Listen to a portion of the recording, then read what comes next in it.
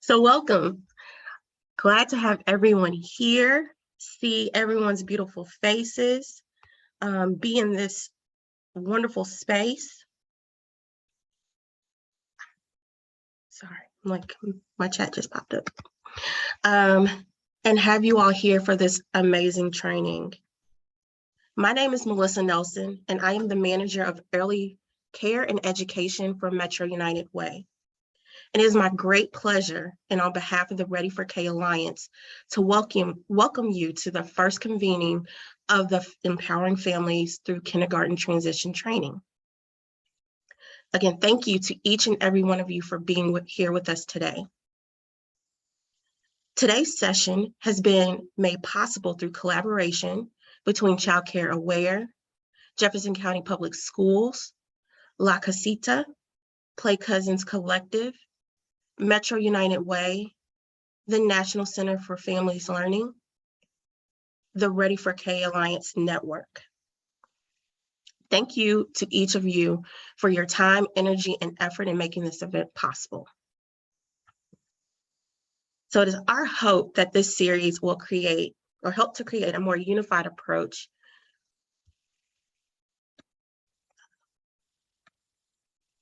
Next slide, Allison.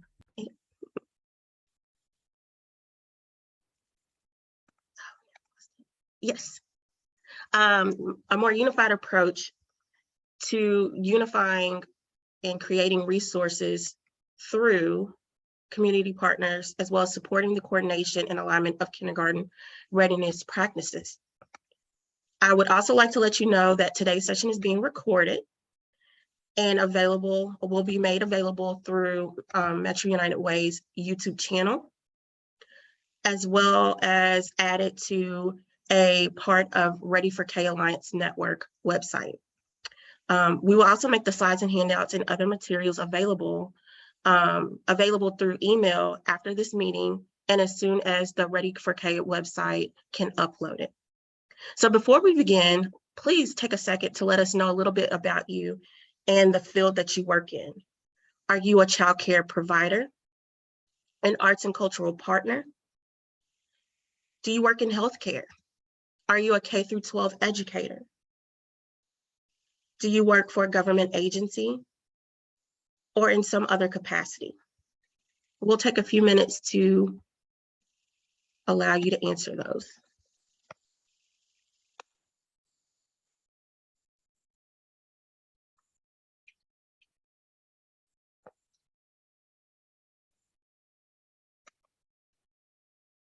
I believe the poll has popped up on your screen.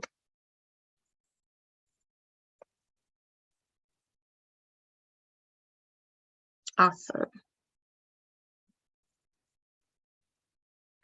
Glad to have everyone here. We have a very mixed group of individuals, and so it'll be amazing to see and offer these resources to you all so we can see how you would possibly use those.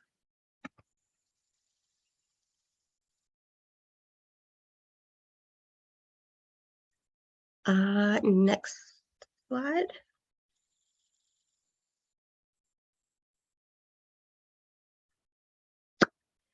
So on our agenda today, we've already had our welcome. We will review the countdown to kindergarten calendars, discuss JCPS enrollment process, provide you with some partner events, and be able to let you know where to find the information and allow you to ask questions.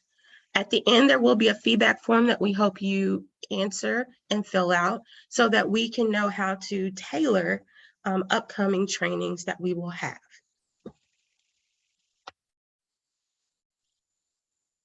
So this is important work because it highlights the need for co-design as a collaborative process, help families navigate kindergarten transition, and creates consistent community messaging.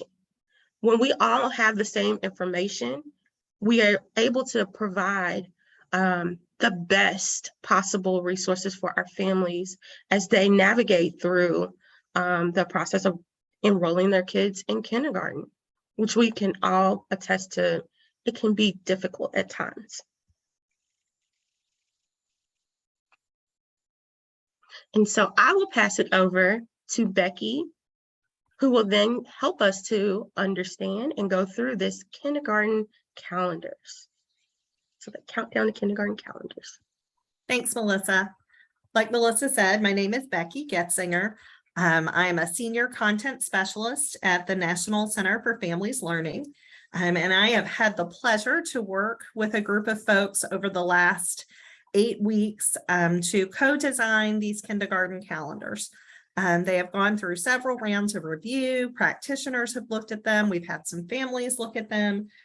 So what we are sharing with you today comes from the people in our community. So our purpose was to provide guidance for families across the community as they transition to kindergarten. We wanted to provide information about kindergarten transition to community practitioners. That's actually a space where we got a lot of feedback. We worked together and created one set of drafts and sent them out to people, and people were like, nope, we need more information about this process. And so we have tried to make some robust resources. And then we also want to create consistency in messaging about kindergarten transition. That's something Melissa mentioned. But we're calling it a calendar because it's a month-by-month approach. We really want in November, everyone to hit the November messaging, because that way, no matter who families interact with, it's a consistent message. And so that is purposely designed in a month-by-month format, just so that we are not confusing families with too much information at any one time. There are 2 different countdown to kindergarten calendars. One is for practitioners. The practitioner facing calendar has a lot more details and information in it. People ask for that information, and so we included it, but we were very mindful of not overwhelming families. And so the family calendar and the practitioner calendar overlap. The content is the same. There are 3 to 5 bullet points for each month of the year, and they are a line-by-line match. Whatever the practitioner bullet is, there is a matching bullet for families, but just more details in that practitioner calendar. And so the way the content is laid out, it is in a calendar format. And again, there are 2 of them. There is a practitioner facing calendar and a family facing calendar. You should have gotten them both in your email this morning. And the first part of each one is anytime activities. And so there are things that we can do anytime we interact with a family. And there are some things around process, making sure families are aware that, in Kentucky, 5 by August 1st is, the start for kindergarten. And so that we can do that anytime. We can do that when a child is 2, and we can do that when a child is 5. We can do it in October, and we can do it in April. There are also activities for families, activities focused on building kids' skills and knowledge, so that we can truly build brains and make sure that kids are learning even before they come to school. And then after the anytime section, there's the month-by-month section. And it starts in September, and it goes all the way through September of the next year. And again, it outlines for families the process, when to apply, when they'll be notified. If they have students, if we have students who aren't native English speakers, we tell, when should we reach out to ELL services? All of that information about process is in there, but we also have activities for families each month. And so, those are focused on development, things like motor skills. And, so spring, we talk about gross motor skills, while in winter, we talk a lot about fine motor skills when kids are buttoning and zipping. And so it's laid out this way. It's the same in the practitioner calendar and the family calendar again, but this is kind of the format. We've also done some color coding It was really important to the group that worked on this that we send the message that transitioning to kindergarten doesn't just happen in that year prior to kindergarten. Transitioning to kindergarten starts much earlier than that. And so there are lines and bullets that are, you'll notice in this screenshot, there are lines and bullets that are color coded. So anything that's that reddish orangish color is for kids who are 3 to 5 years old. Anything that's yellow is focused on activities for families in that year prior to kindergarten. And then the green part is specifically about the process of finding schools, of choosing schools, of applying to schools. So it's all color coded, which A, makes it pretty, but B, is also purposeful.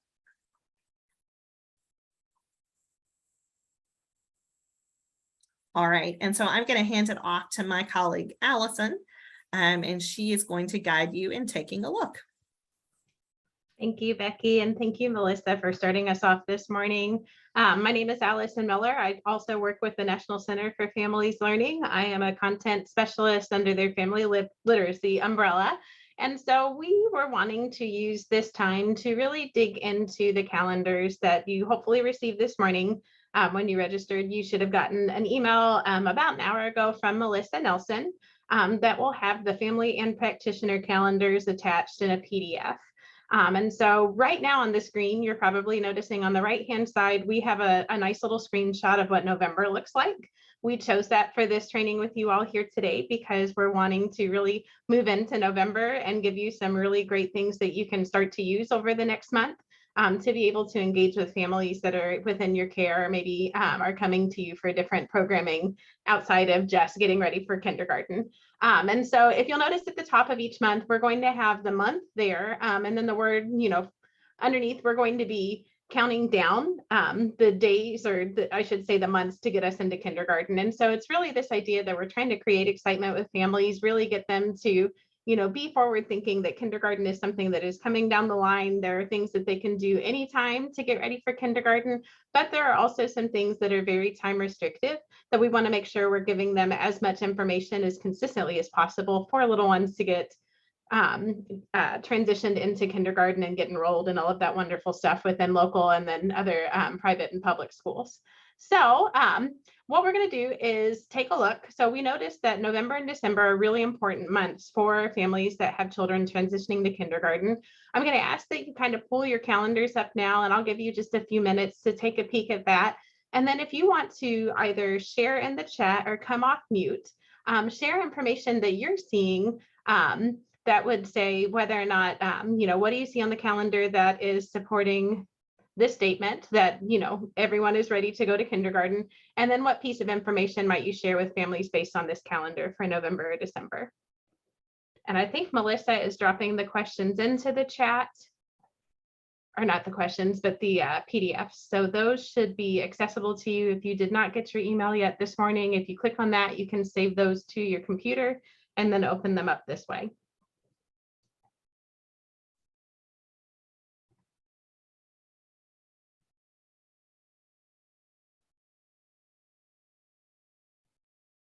And if anybody is having trouble opening them or not receiving them, please let us know, because this is a good time for us to problem solve on the back side and make sure you have all the information you need.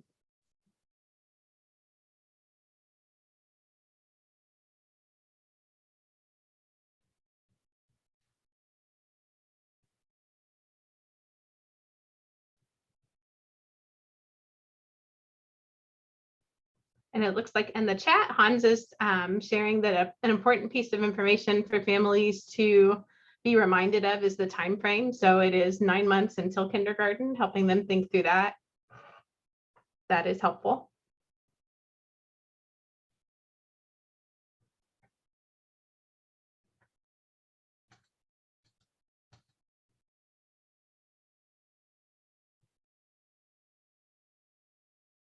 Kate. Hi, Kate. I'm glad to see you. That's off topic, but yeah, Kate and I know each other outside for library things.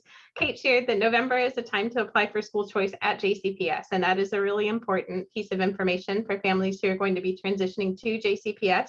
In just a few minutes, we're going to have Lindsay Bale here to kind of go through some of that information that you can share as well. So thank you, Kate.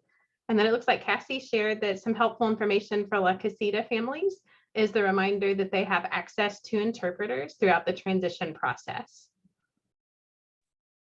I might want to throw a little shout out here to later in the resources around this calendar are the non-JCPS kindergarten schooling, homeschooling, non-schooling options, just that allows us to provide some things for families who may not be choosing public school as their kindergarten option. So that's coming. Absolutely. And Hans, in that same vein, I'll also share, we'll get to it in just a second. We will have this information down the line translated in different languages, which we'll talk about here in a little bit. But just know that right now what you're seeing is English, but we're also aware that many families have other language needs, and we want to make sure that we're meeting them where they are with the information that they need. Becky noticed that tours and open houses are available this month as well.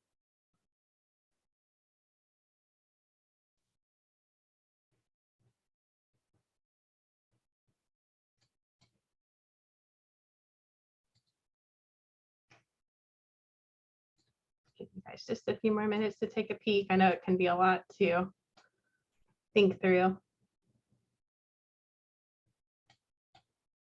If you're like me, I always need a few minutes just to process.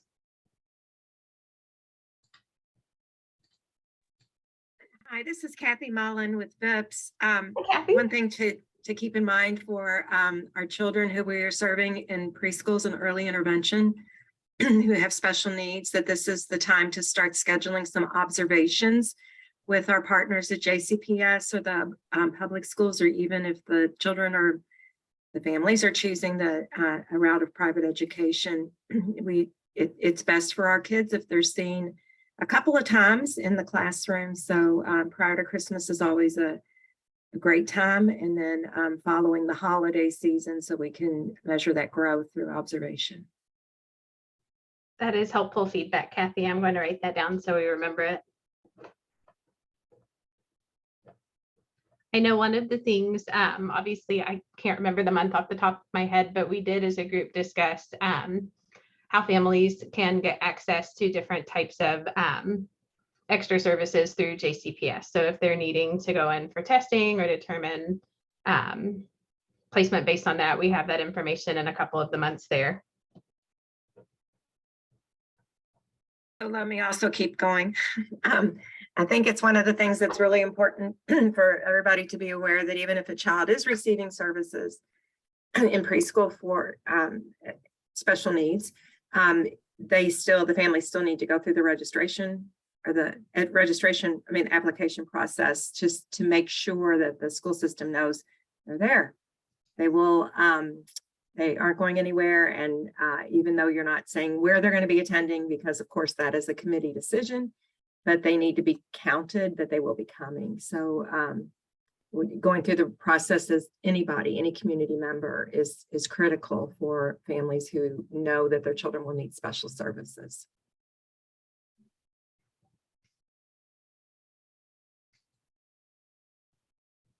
We have time for maybe one more or two more comments if anybody has anything. I did see that Leslie shared that there's several JCPS open houses that occur in October. Absolutely. And Damika shared that there's a list of events happening in your selected schools. So that's helpful to encourage families to look out and at the schools that they're interested in and see what kind of events are coming down for them to be able to get a little taste.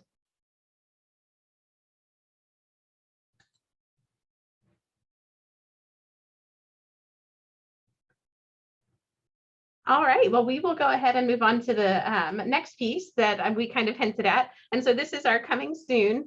So we know that right now these countdown to kindergarten calendars are currently available in English, but another piece of this that our action group worked through was the fact that we want it to be accessible to as many families as possible in the Louisville metro area. So in the coming weeks, we are going to make sure that the family engagement calendars will be translated into Spanish, Swahili, Nepali, Somali, Arabic, French, and Kinyarwanda.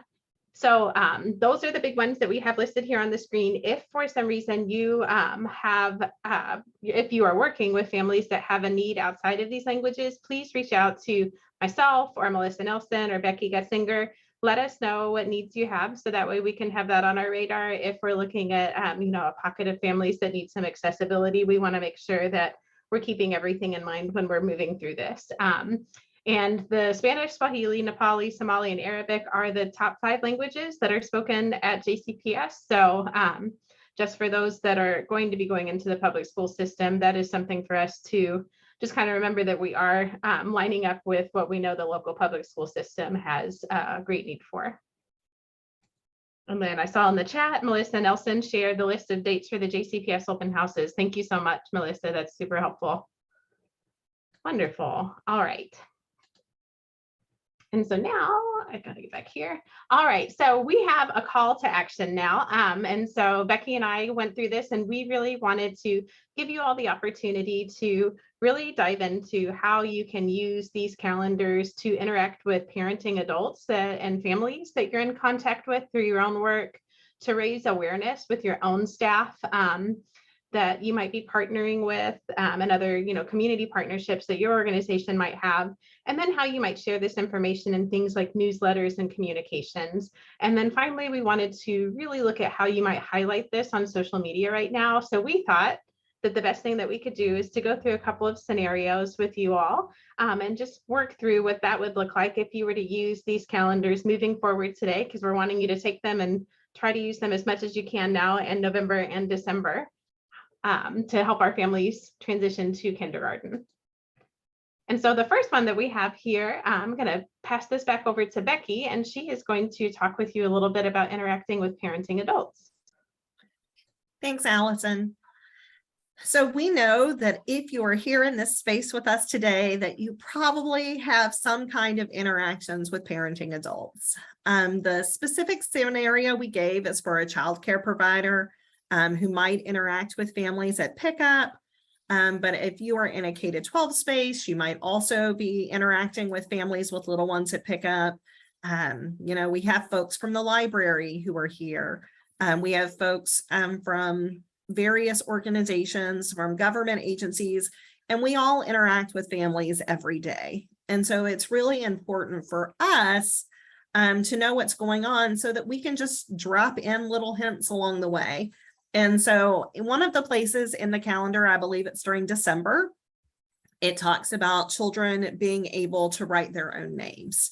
And so consider having opportunities in your space for kids to have access to highlighters and pencils and markers and crayons.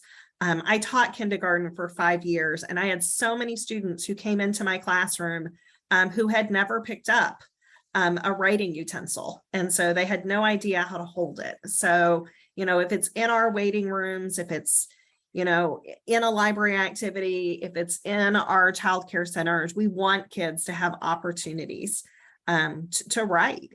And so we want to encourage kids to learn to write their names. And so one thing we might talk to families about is how they can support their child in writing their name. And so it says that in the calendar. It has a link out for families to some JCPS resources on having kids learn to write. But we can also give families suggestions and hints that are beyond what is in the calendar. And so one of the things families can do is, if they have access to highlighters, writing the child's name with a highlighter and then letting them trace over. And so, telling families that, and then following it up with a question: would you be willing to try this out in the next few weeks? It's really important. We know that when people make a verbal commitment to something, that they're more likely to do it. And so that's why we called the section a call to action. We're asking you all to commit to, in your interactions with parenting adults, to use this information. And this particular hint comes from the December family calendar. So I will hand it back to Allison. Thank you, Becky. For our next example, one of the things that we thought we might encounter would be those of you who might have less face-to-face time with whole groups of parenting adults and families, but might have one-off conversations. And maybe you have a larger staff that is going to have different touch points. Maybe, I know we have some friends at the library right now. And so maybe just a couple of you are here from the library, but you're wanting to share this information library-wide so that families can get the information and again, have that consistent messaging. So for this next example, we have just a way that you might consider partnering with your staff and training them how to use this calendar as well if they weren't able to make it here today.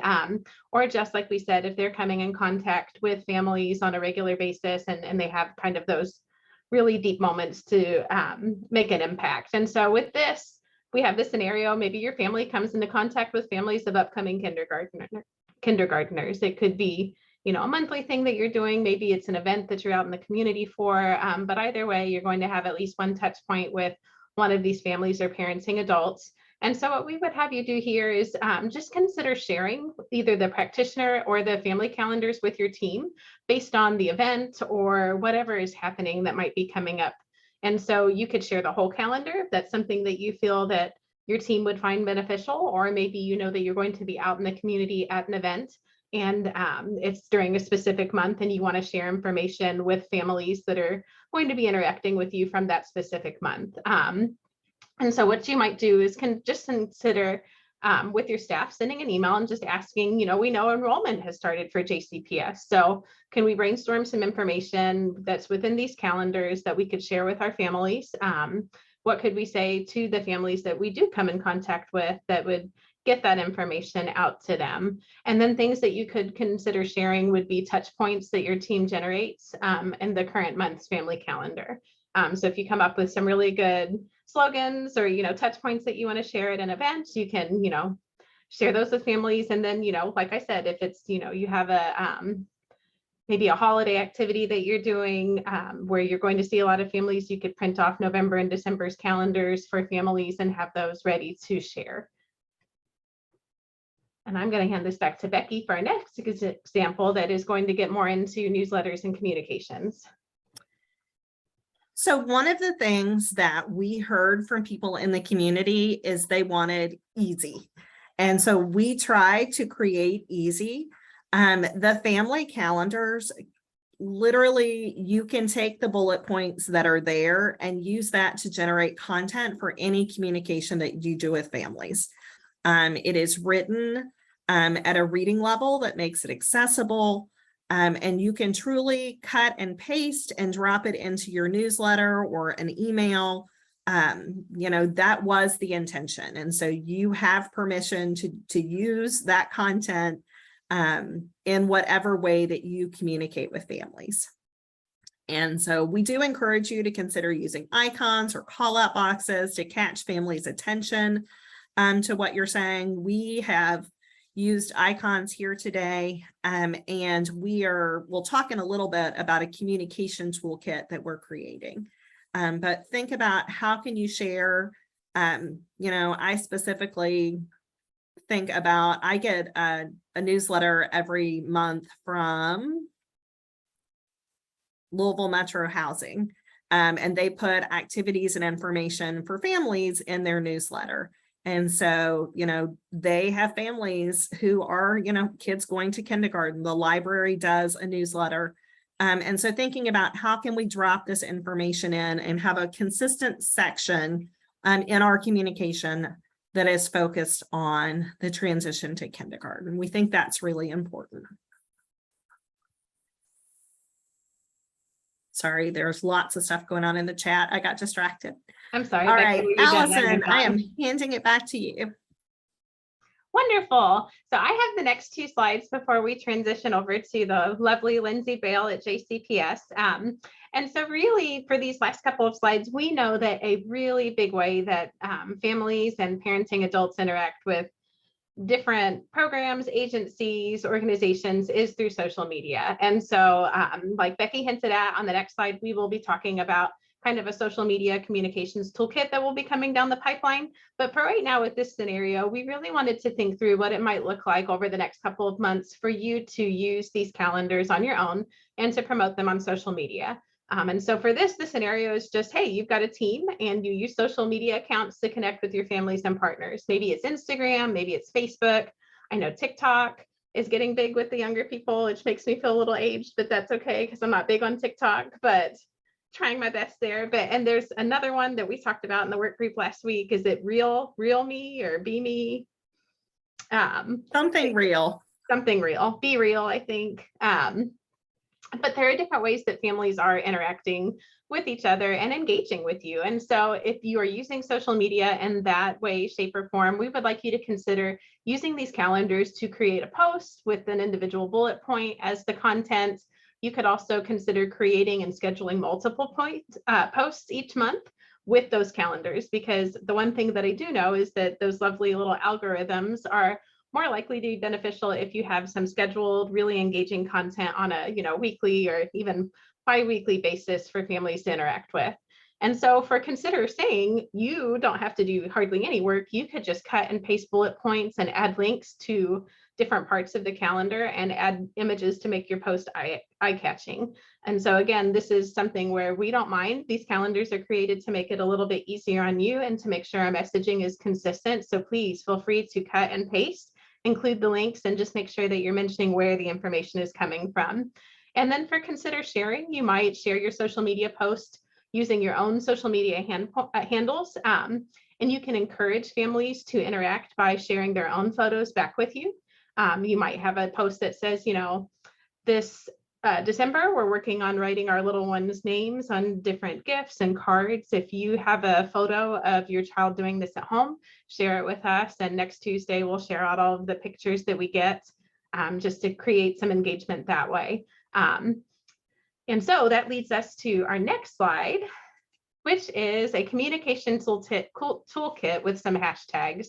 So in previous conversations within our work group, we had identified that there was this need for a communication toolkit. And so we are currently working through generating some ideas and making another roadmap for practitioners to be able to consider what kind of messaging they might want to use when they're sending out information in newsletters, or what things they might include if they're sending out an email to families, or how to use things like Instagram, Facebook, and all of those other lovely social media platforms that we might have.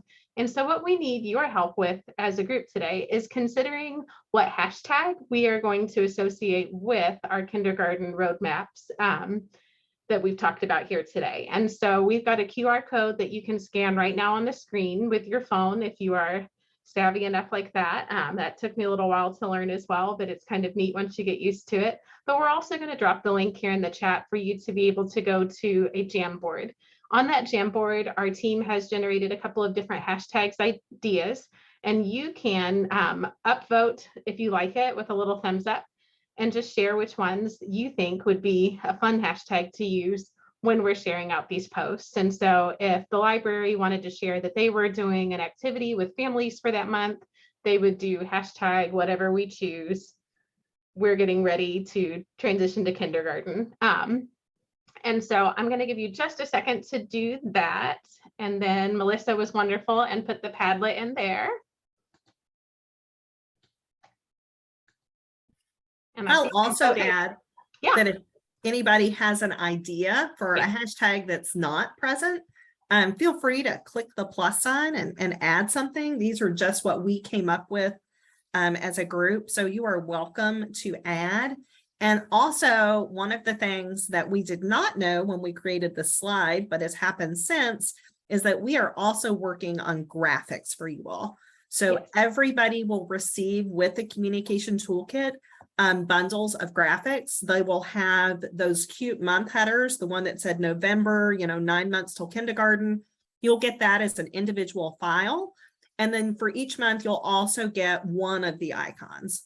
We're not going to do all of the icons, but you'll get a bundle that has 11 headers and 11 icons that you can use in your social media or your newsletter. And so that is something that we're working on.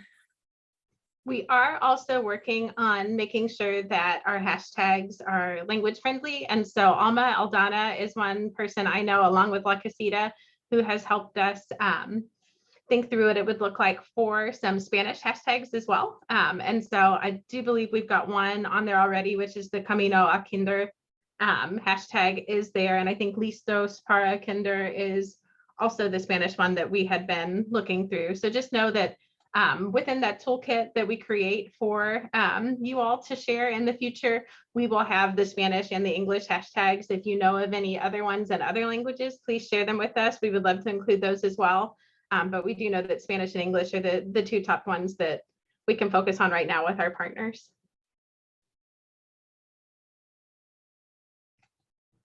I will give you all about 30 more seconds to do that. And then while you're doing that, I'm going to switch over to our next header and have Miss Lindsay Bale from JCPS get ready to share her brilliance with you all. Good morning, everybody. Thank you for giving me an opportunity today to speak to you about kindergarten enrollment. So it is coming up very quickly. The application dates are quickly approaching. And so just want to make sure that everybody has consistent information about the process and about what options are available for families. And so I wanted to start by just giving a high level overview of this new school choice plan that was passed June 1st of this year. And so this was a historic moment for JCPS when we had a unanimous board vote to pass our new school choice plan. And so the school choice plan that gave 5 commitments to the students and families of JCPS. So you see this graphic here on the screen, and those are the 5 commitments that were in the plan. They included guaranteeing a dual reside option for students in the choice zone. And so you'll see here shortly, but the choice zone is a specific geographic area that if families reside there, they have what we're calling dual resides. So while all students have one option to attend based on their address, students who live in this choice zone are going to have 2. So they're going to have either a close to home option or a far away option. And that's what we call dual resides. Aligning feeder patterns for elementary, middle, and high school students. So feeder patterns are the elementary to middle to high school. So we reduced our feeder patterns by, it was somewhere in the 90s, and it's close to 20 now for our feeder patterns. So it just creates a lot more of a clear educational path for families. So they understand if my child goes to elementary school in one of these schools, they would go to middle school here and they would go to high school here. It's just clear for families. It also is a great benefit to the schools because they can work together to prepare students for the next level, knowing that if a student attends this middle school or elementary school, they're going to be coming to my school next. Dedicating resourcing, funding, and support for the choice zone through the choice zone support plan. And so we have 13 schools that are in the choice zone. Again, that is a specific geographic area. So the choice zone runs from Shawnee Park to Algonquin Parkway to Cave Hill Cemetery by Baxter Avenue. And so in that area, we have 13 schools. The dedicated resource and funding is $12 million over the next 10 years. And that will be specifically for those schools. They have a menu of options they can choose from to use that money. So knowing their school, knowing their community, they will get to decide how they want to use it. Some different things that may be on there would be smaller class sizes. It might be additional mental health counselors or counselors.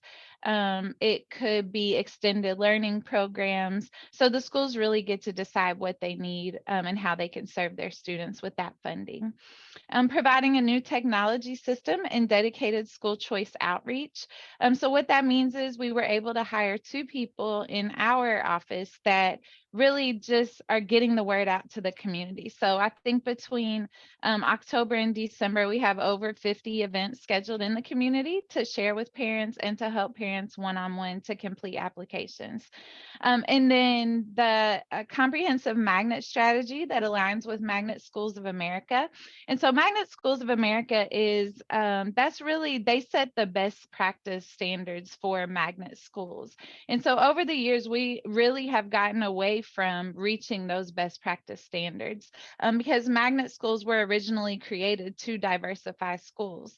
And so we are working to align with those Magnet Schools of America standards so that our magnet schools are reaching those pillars and are practicing the best standards for magnet schools. So how can parents find out about school choice programs? We have our choices books. They are hyperlinked there. So when you receive this presentation, you can do that. You can also go to the JCPS main webpage, jcps.ky.net, and type in choices. They'll come up for you. They are translated in our top 5 languages online. So that's the Spanish, Somali, Swahili, Nepali, and Arabic. Parents can contact schools, so they can call the schools, they can ask questions of the schools that they're interested in, they can visit their web pages, and then open houses vary by school, but that list of open house, thank you, Melissa, it was in the chat earlier today, and the links don't do anything. Okay, I'll put it in the chat after I finish talking here, if that's okay. I thought they were supposed to work, but we'll see. Okay, next slide. I can do it for you, Lindsay. I can pick Thank them up and you. put them in. Thank you. Okay, so I know this is hard to read, but we wanted to level set on some definitions for you, because we do have so many choice options that sometimes families confuse the words that they're using. So they might call our office and say, I want to transfer, but really they have moved and they just need a school in their new zone. And so we just want to make sure that there's a clear understanding of the language. And so we're moving away from the word cluster. So that's probably what you all knew before, was that elementary schools were divided into clusters. We no longer have clusters. We now have zones, and each zone is named by the high school that it's associated with. So for example, we're going to have that Atherton High School zone, the Doss High School zone, the Fairdale High School zone. And under that zone will fall the middle schools that feed into it and the elementary schools that feed into it. And I'll show you some examples of those here in just a minute. And so parents will have 3 to 8 schools in their elementary zone. And they'll rank those schools in their order of preference. Those schools are all associated with their address. Dual resides, that's the option for close to home or far away for families living in that designated geographic area. And so dual resides just means 2 options. So they're going to have a group of schools that are close to home, and then they're going to have a group of schools that are further away from their home. And depending on which one they select, they will rank those schools in order of preference. A transfer is something that parents use when they want their child to attend a school that is not in their zone, but it's also not a magnet school or program. So let's say they need a different school because of where their child care provider is, or they need a different school because of where the parent works. That's when they would apply for a transfer. That transfer window doesn't actually open until the first Monday in May. And so I always encourage parents to complete an application during the application period from their address, and then they can also complete a transfer application during the transfer application window. And that's just because we can't guarantee transfers. With transfers are strictly based on available space at the school. And so we want to make sure they do receive a placement in their zone in the event that a transfer can't be approved. Magnet programs and magnet schools. So magnets overall, they're schools that have a particular theme or focus. So it could be like a STEAM focus, science, technology, engineering, arts, and math. It could be performing arts focus. It could be we have a Spanish immersion program. So magnets have a particular theme or focus.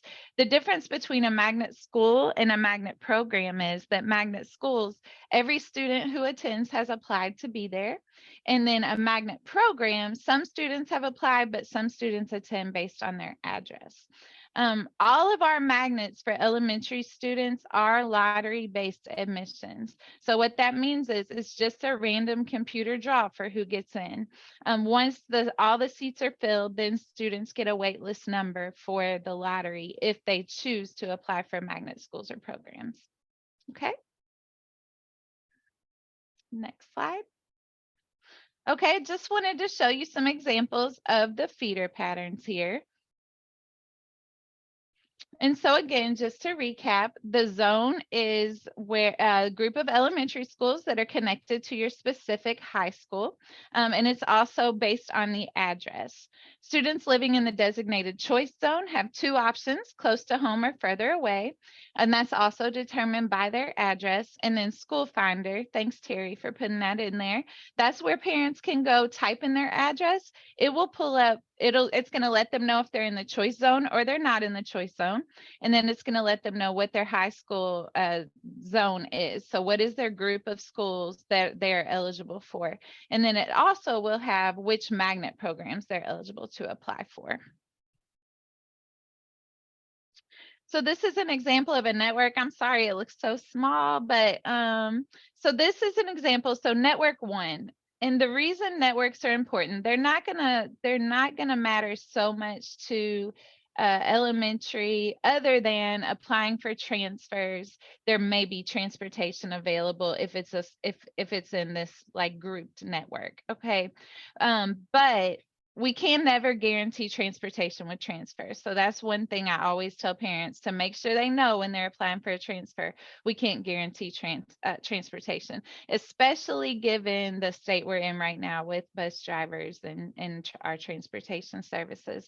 But so if you look at this pattern, I want you to look, let's see, in the middle is Fairdale High School. So we're going to call that the Fairdale High School zone. And you see those 4 green schools under there. That's Auburndale, Coral Ridge, Fairdale, and Miners Lane. So those are going to be the 4 options if you live in the Fairdale High School zone. And when we talk about feeder patterns, the students who attend those 4 schools will feed into Lassiter Middle School if they attend based on their address, not on a transfer. And then 100% of students who attend Lassiter attend Fairdale. And so as you can see, it's very predictable for families. It's a clear educational path. And then of course, families still have the options of magnet schools and programs. Now, can you zoom out for me? Thank you for doing that. That made it a lot easier to read. But if you zoom out, I want to show you at the bottom. So these only apply to choice zone students. So if families live in the designated choice zone, and they're in any of these networks, any of these high school zones here, then they're going to have the close to home options, which would be Maupin, Kennedy, and King, and they rank those.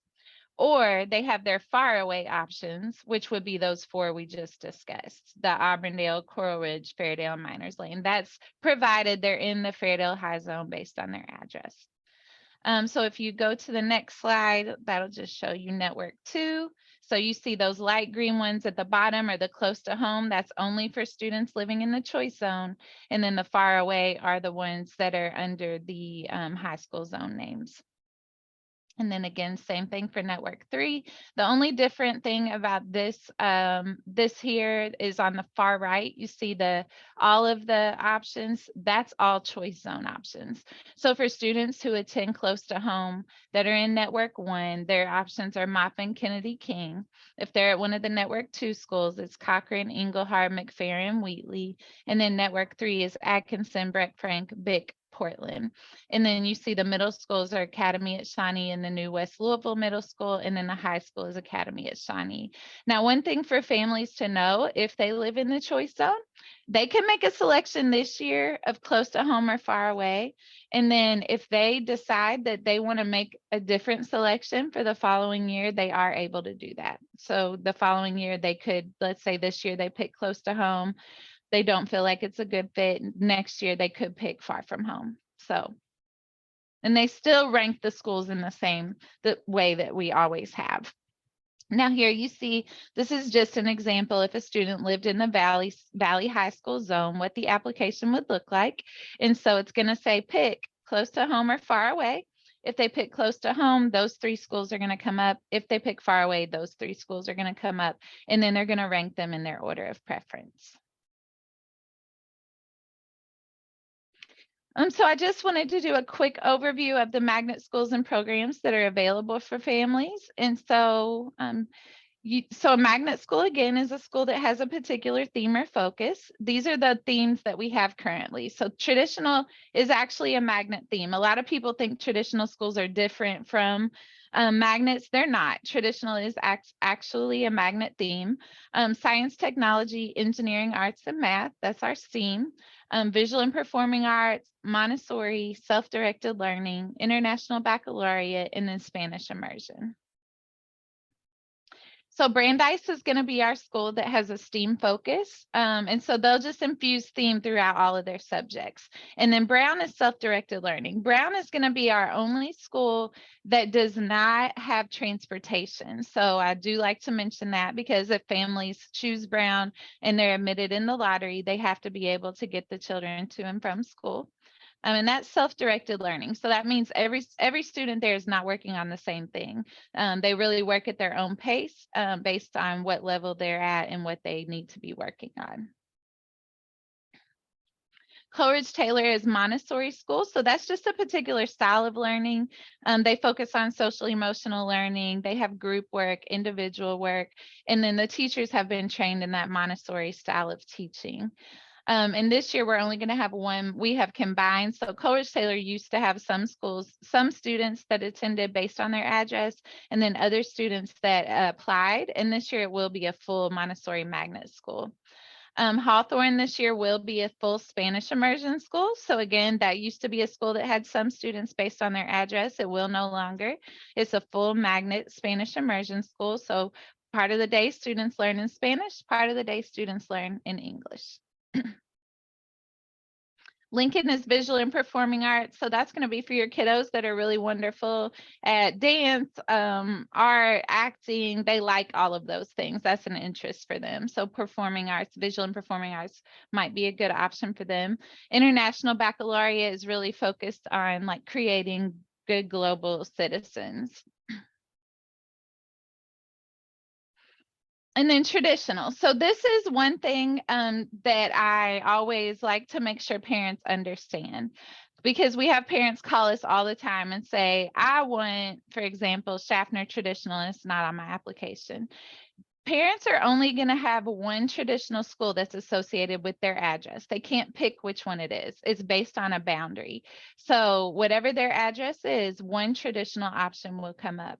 The reason some parents like, well, there's probably multiple reasons parents like traditional, but I know one thing parents like about traditional is this is really our only magnet that does feed into the next level. So for example, if you're admitted to traditional in elementary school, you automatically are admitted to traditional in middle school, and then automatically admitted to traditional in high school. And so that is some parents like that predictability. And then traditional really just is like back to basics learning. So it's the, math, reading, lots of homework, pretty structured. So it's good for those kids that need that kind of setting. And then we just have two traditional programs, elementary school magnet programs, which those are the schools where some students attend based on their address, and then some students apply.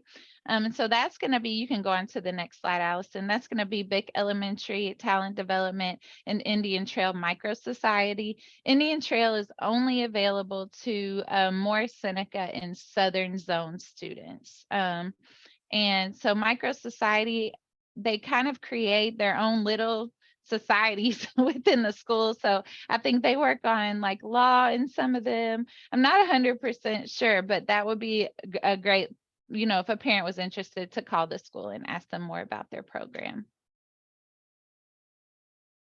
So the application process. So who needs to apply? So students who will be 5 on or before August 1st of 2023 need to apply for kindergarten. They have to apply to receive a placement.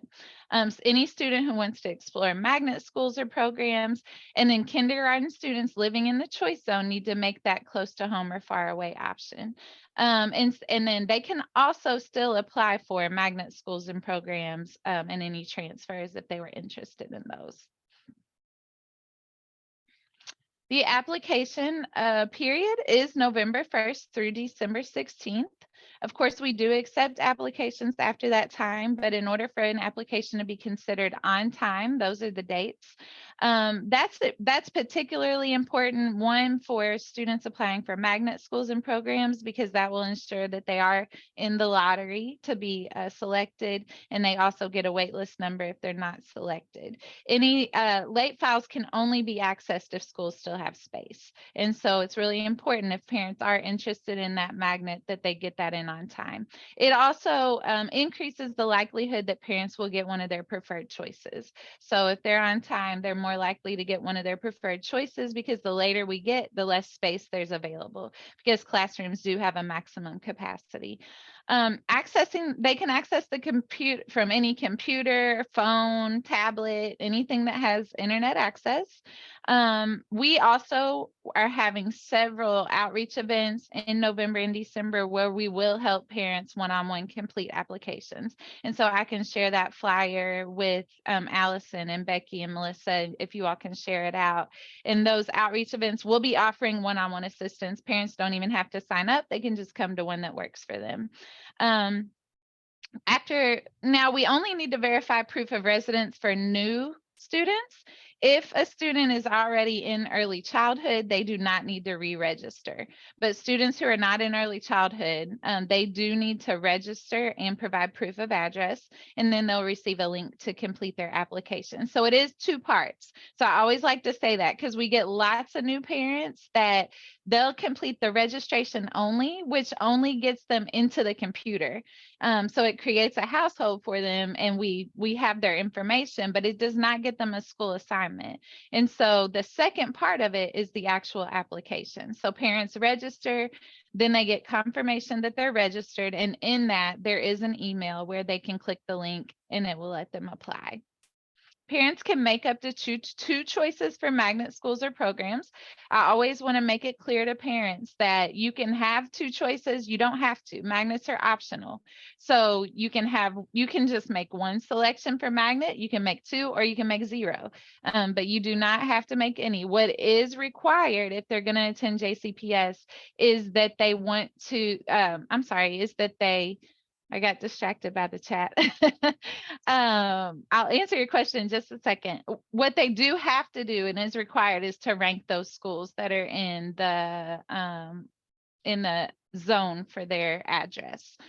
So she says, do you have a way to follow up with parents who only register and do not follow through to apply? Yes, we run a report of students who are parents who have registered, and then we reach out to them, usually by email, to say like, hey, you registered but didn't apply. And I can't remember if we did by physical mail as well, but we do have the ability to run a report for that. Before we go to the next slide, Lindsay, can you share just a little bit about, I know we've included in the calendar, but I want it in here for our recording in case we have partners that come back and watch. What is the process for folks who might be experiencing houselessness as a family and do not have that proof of residence piece? Great question. So if it is a family who's experiencing housing instability, so there is a federal law, the McKinney-Vento law, that says that they do not have to provide proof of residence. And so we have an office, the Office of Access and Opportunity, that families can call. If someone would mind type it into the chat for me, it's 502-485-3650. And so they go ahead and register. They don't provide the proof of address, and then they call that number, and that number will contact our office and say, waive this proof of address. They just have to verify and identify them as being McKinney-Vento eligible. For federal purposes, it's not the same as what we always think of as homeless. So one big thing we see is families who are what we call doubled up, or they're living with other family members because of housing instability. So they might have been evicted, or they may have lost their job, couldn't afford a place on their own. They might have not had appropriate living conditions. So they had to move because of mold, or they had to move because of something that was unhealthy about their housing. And then of course, it also includes those that are living in shelters, those that are living in their cars, maybe those that are staying in hotels or motels. So we always just ask parents to call that number to get verified, and then they let us know and we'll process the registration. Are there resources to help ESL families with the application registration process? Yes. So we actually are having a community-wide event at Newcomer on November the 14th from 5 to 7, and we'll be providing one-on-one assistance there, and we'll have interpreters available, I think, in 7 different languages. And then also we have access to language. We have a language line that we can use anytime. So as long as parents can call our office and just say, can I have an interpreter, and tell us the language, then we can get an interpreter on the line and we'll help them do the application over the phone. One thing we're really excited about, which I shared at the beginning as part of our commitment, was the new technology platform. We were hoping to release it this 23-24, but it's barely not ready. So we will be releasing it in 24-25. It does have where parents can select their language and they can do the application in their language. So we're really looking forward to that. But for this year, we can access a language line to help parents anytime, and we'll just do their application for them over the phone. Okay, so early entrance. I know Leslie had a question about this earlier. So early entrance may be a possibility for students who turn 5 between August 2nd and October 1st. So they have to participate in a screening. And so on November 1st, they can fill out the petition for the screening, and then they'll get a screening date, and then the early childhood office lets us know if they pass. If they pass, then we will help them fill out the application because they won't be able to access it online. If they get online, it's going to say your child's not old enough, and so they'll have to reach out to our office to actually complete the application. But that decision is final on whether they pass or not, and there is no appeal process. So just so families know, they can apply, they have to attend the screening, and then if they pass, our office will help them to complete the application. If their birthday is after October 1st, they're not able to be admitted for kindergarten. So they would be but they would be eligible to do early childhood again. So this is where families go, jcpsky.net. Scroll down to the bottom of the screen, and it's going to say register and apply. That arrow is actually pointing to Ready for K. I'm not sure why, but it should be pointing to register and apply. And when they click on that, then it's going to take them to a screen that says apply for schools and then apply for elementary.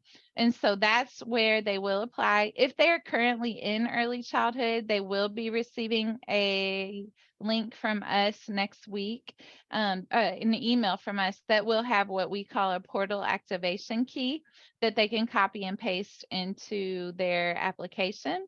Or if they already have a parent portal username and password, they can log in using that. And then the other thing is, if they're brand new to JCPS, they'll receive that email confirmation that they registered. And in there, they'll just be able to click on the link that'll take them right to the application and log them in. Yeah, Allison, you're really good at that. Okay, so the fine print. So there's no preference for siblings in magnet schools. So I do like to make sure families know that. That just if they have a 4th grader that's in a magnet school, that doesn't automatically mean that their incoming kindergartner will be accepted. They have to apply, and they have to be accepted in the lottery. Falsifying information to gain entrance to a school will void child's eligibility. We just put that on there so parents know, like, don't use somebody else's address so you can get a particular traditional school or something like that. Just, make sure that you're using correct information. And then waiting lists are not maintained from year to year. So students get that waiting list number. And then if they're not admitted, they need to reapply the next fall if they're still interested in that magnet school. The other thing I did want to mention, because this may apply to some of the families that you're working with, is that this year, so historically, we have not really had a priority in the way that we process transfers other than just first come, first serve. But this year we will be processing sibling transfers as a priority. And that's because when these boundaries change, there are some students who are already in school and they're new, they have a sibling that's a kindergartner, and the boundaries are now where that school the sibling attends is no longer in that boundary. And so we will be prioritizing sibling transfers to try our best to make sure that siblings can stay together, if that is the case for any families.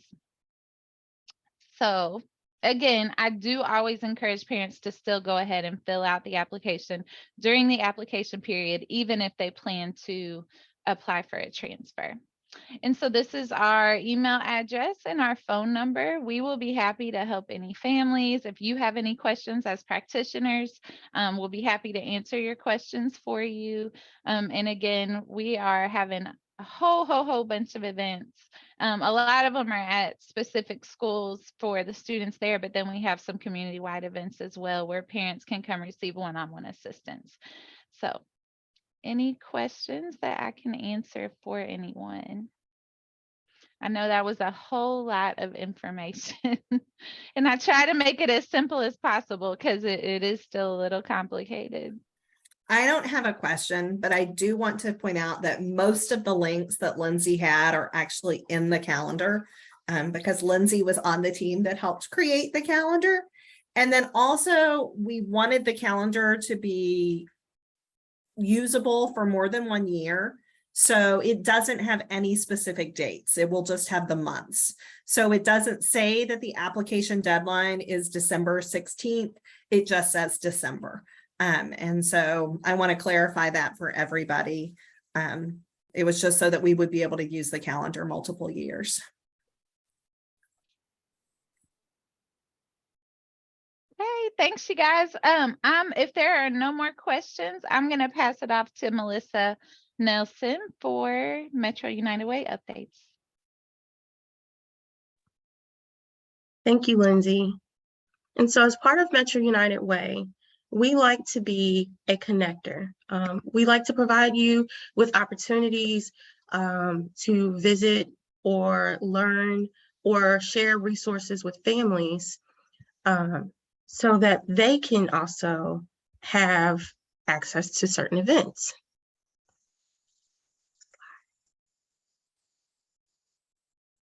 So I'll be sharing some events with you. So the first event is for practitioners. Metro United Way is hosting an ASQ training seminar. ASQ is the Ages and Stages questionnaire in which you can utilize it with children to see if they are experiencing developmental delays, if they're on track, and then also to help them get access to resources that can help them with those delays. Our first event will be on November 12th. When you get this, you'll be able to actually click on the link to take you to register. I will say that these are happening on Saturdays from 10 to 5, and they are free. So it is a 1-day, 7-hour training, virtual training to learn how to use the screening tool, but you will be able to then use that resources and that training to then use with your the children that you come in contact with for further assessments. And thank you, Ashley. If you have questions, please refer those to Kimberly, and her information is in the chat. So next up, we have an event that you can share with families, or 2 events that you can share with families. The Kentucky Science Center has sensory-friendly, no-limit family nights. These nights are interactive exploration for families of children with special needs in a sensory-friendly environment. So no matter the special needs of the child, there are no limitations when you're doing science. And so these events happen after hours. They have themed activities. They will have a take-home element and supplemental activity cards for continued learning. You can find more information or refer families to the Kentucky Science Center for more information. Now, Bernheim Forest has several opportunities for families and for providers for learning opportunities. They host Colorfest, which is a 2-day affordable family fun event in Bernheim Forest. They will have activities like corn pit, mud pie kitchen, pumpkin rolling, slingshot, and nature games and giant slides.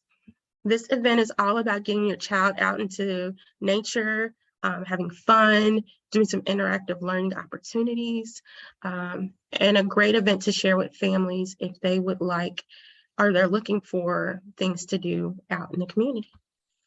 Next slide. Bernheim Forest also provides opportunities for childcare providers to get ECE TRIS credit. So they provide trainings or workshops to anyone who would be interested. If you're an early learning professional, you can get up to 4 hours of the ECE TRIS credit for attending both workshops. Registration for each workshop closes on Wednesdays preceding the Saturday workshop, and there's a minimum threshold required. So they would love it if anyone could sign up and get involved. And you can also share this opportunity with your colleagues and let them know that they can sign up. If you have more information, you can reach out to Kim. Thank you. Sorry. Now, stage 1 would like to talk to you all about stories and how they matter. They do these interactive storybook moments. And so if you have families that are looking for ways to get involved in literacy activities, interactive theater type events, they have something coming up on Saturday, as well as later in November. And you can refer them to the Stage 1 webpage where they can buy tickets or learn more about this exciting program. Now, some additional resources or events that you can share with families or learn more information about. Smoketown has an event coming up tonight. So they just asked that we shared if you had families that are looking for like trunk or treat type activities. They will have people out getting candy. You can also call them and volunteer to give out candy if you want to.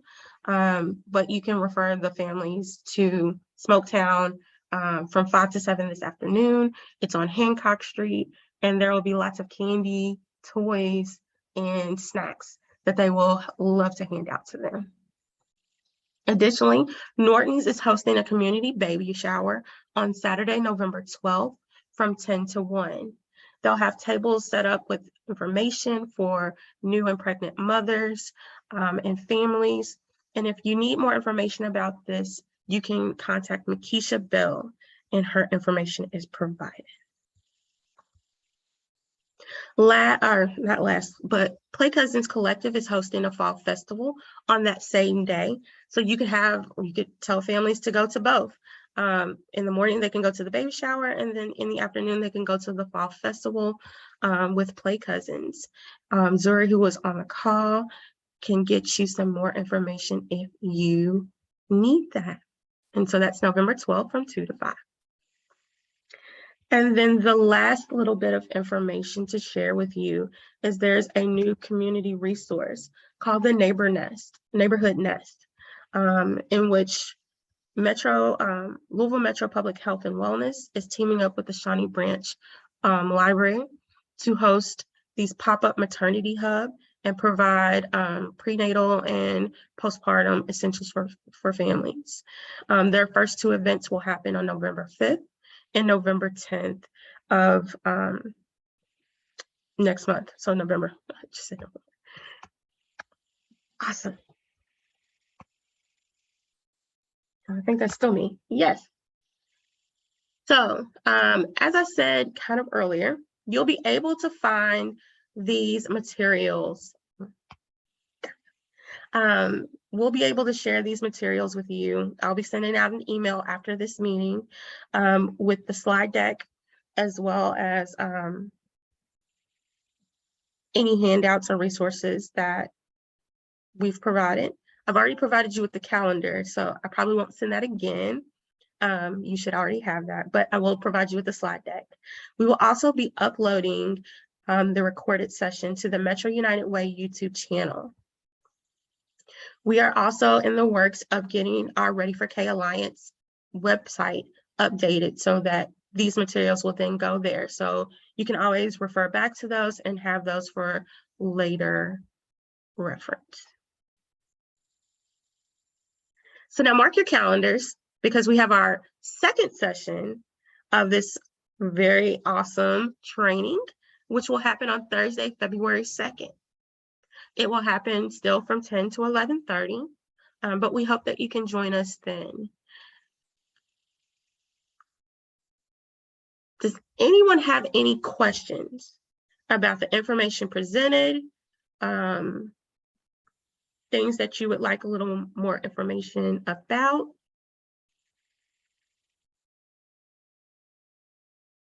You can unmute yourself. You can put it in the chat.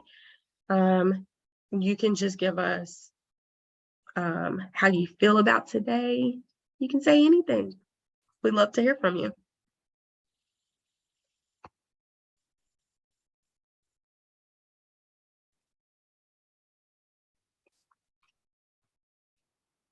I would like to offer an invitation to any childcare providers in this space still related to services from Childcare Aware that are free for you that might help you in using these materials. So this family calendar kindergarten transition falls right under the domain of family and community engagement in All-Stars.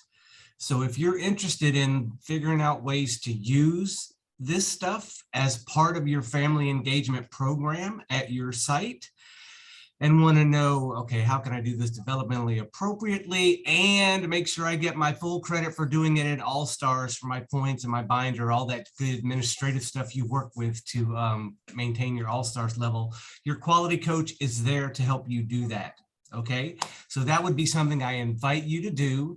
And I invite you, if you don't know who your quality coach is, there's an email I just dropped in there. You can send me a message and I will help get you connected to your quality coach that helps you work in All-Stars and really focusing on first getting to know you and your program and helping you identify how do you want to be a great program, and then how do we get that documented in this All-Stars format. So we put you and your program first and then connect you to how to make that visible and apparent and obvious for the All-Stars process.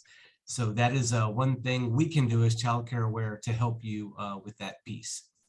Thank you. Thank you, Hans. And Hans speaking just jogged my memory. He mentioned earlier that there would eventually be a resource around other kindergarten alternatives in Louisville. That resource is already live. So the link is in the calendar. It takes you out to a website that has information about other kindergarten options and homeschooling. But the link is in the, I don't have it ready to share in the chat, but it definitely is in the calendar at the very beginning. It's in the introductory material and that link is already live.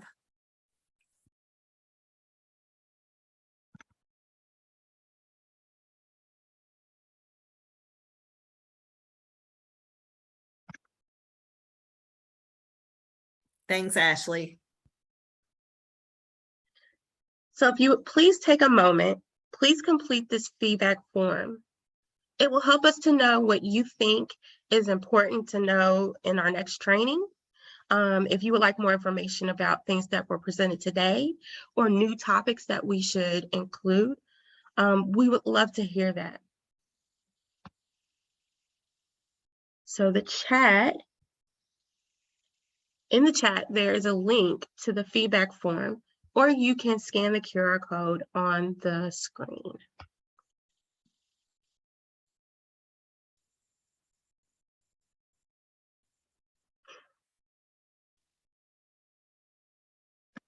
And maybe while people are doing that, I would love to open the floor to any of the participants that are here today. If you work for an organization that is having an event, if you have something that's coming up that you would just like to share with everyone, feel free to unmute yourself and let us know what you have going on.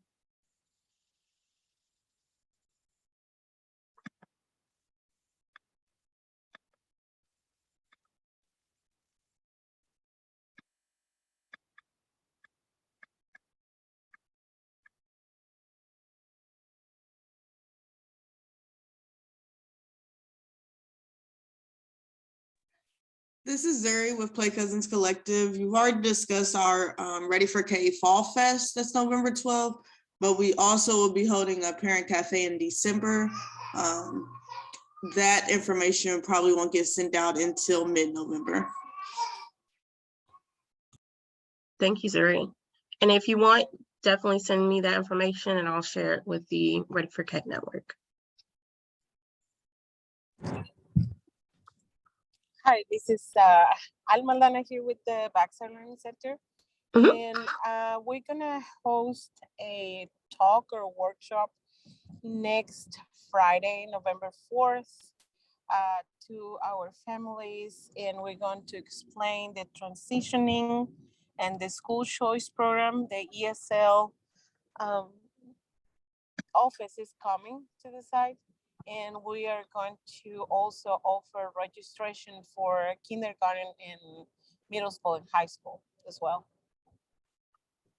Alma, do you all have a flyer or something that I can share? I have a flyer, but it doesn't have all the information because we are going to link a form that they need to fill out and a QR code as well. But as soon as I have it, I can send it to you or Ashley You or can send it, Allison. yeah, you can send it to me Okay. and I'll get it shared out. I'll kind of add it to the additional events and share with the Action Networks. Or Ashley. Thank you. You're welcome.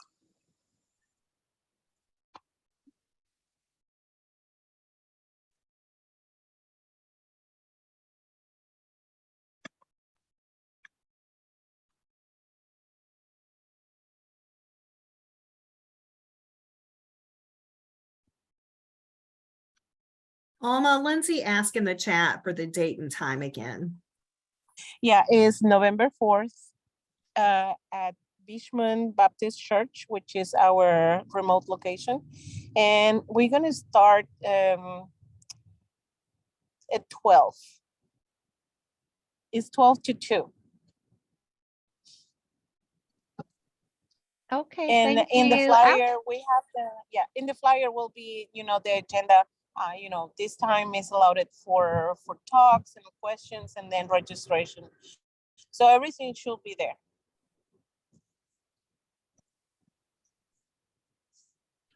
Can I ask, are you working with Berta on that or somebody else? I might see Yes. if we can support.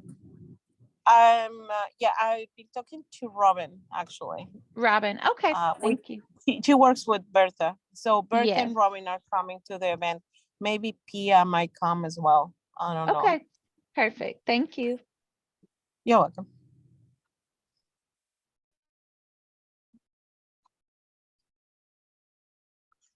If no one else has anything, I would love to just, once again, thank you for joining us today. Yep. Melissa, I'm actually going to ask that we go back to the Yep. back a slide. We have only had a few people fill out that feedback form. So I'm going to put a plug out again. We really would appreciate if everybody would fill it out just so that we can make sure that we're doing what everybody needs as we plan for that session on February 2nd. So please grab that link, and even if you're ready to go ahead and log off, grab that link that Melissa put in the chat and fill that out for us. Thanks, Melissa.